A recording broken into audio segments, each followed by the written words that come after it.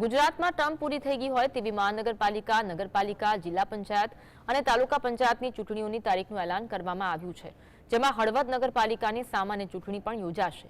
નગરપાલિકાની ચૂંટણીનો કાર્યક્રમ જોઈએ તો 1 ફેબ્રુઆરી સુધી ઉમેદવારી પત્રો ભરી શકાશે। કુલ 2178 બેઠકો પર મતદાન યોજાશે। 16 ફેબ્રુઆરીએ મતદાન પ્રક્રિયા ગોઠવાશે। 18 ફેબ્રુઆરીએ મતગણતરી હાથ ધરાશે।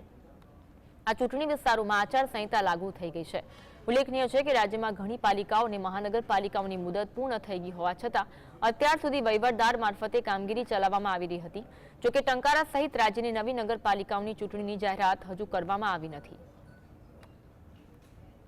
કોંગ્રેસના શાસન સિવાય હળવદનું તમામ જે કંઈ વિકાસના કામો થયા છે આ પાર્ટી દ્વારા થયા છે અને ગામને પણ આગામી દિવસોમાં જે નગરપાલિકાની અત્યારે ચૂંટણી છે એની અંદર બધા કાર્યકરો જો સાથે મળી અને જો કામ કરશે ભારતીય જનતા પાર્ટીવાળા તો આગામી દિવસોમાં ગામને, પ્રજાને, આમ જનતાને એનો લાભ, વિકાસના કામો વધારેમાં વધારે મળી રહે।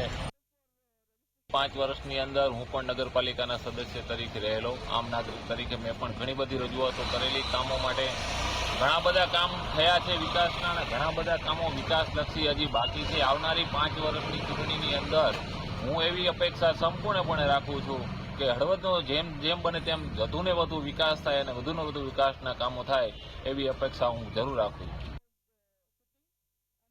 નગરપાલિકાની અંદર ઘણા બધા એવા લોભિત જનહિતના કાર્યો છે કે જેની અંદર ખૂબ ભ્રષ્ટાચાર થયો છે, જે હળવદની જાહેર જનતા ખૂબ સારી રીતે જાણી રહી છે।